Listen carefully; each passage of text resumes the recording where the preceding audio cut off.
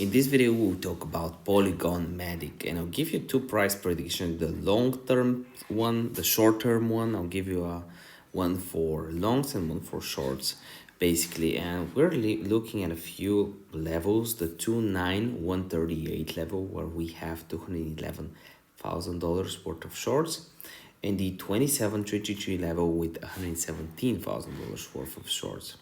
So I have two scenarios for us from this point. One of them is we go here to this level that I mentioned and we long, or we short from here. So what are we looking for when we are to do a long or short from any of these areas? When you are shorting, what you want to see is a candle like this. This candle represents shorts being closed. This candle represents longs being closed. You want to see shorts being closed when we're dumping, or longs being closed when we're pumping. Red bar, longs being closed, we enter. We don't want shorts opening like here because they can get trapped. We want longs closing.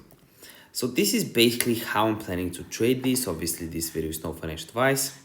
I'm up a lot on meme coins. I'm pausing meme coins for a few days while I'm on vacation. But if you want to follow every single trade, post the meme coin trades, use the link in the description down below for my signals chat.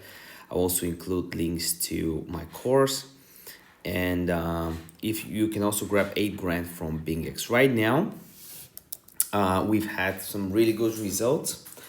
We've had, look, bit shorting more, NMR profit, TRB profit, resolver profit, and more. You can just take the timestamps, right, and see all the profits. And we're doing really, really good in the signals chat. So definitely do check it out. But regardless, I'll meet you tomorrow. I'm gonna upload at least a few more videos tonight because I'm doing some price predictions. I'm also short pit, so I'm waiting for this to dump to have a beautiful little dip. And it's really looking like it really wants to dip. Probably wants to dip lower, to be honest.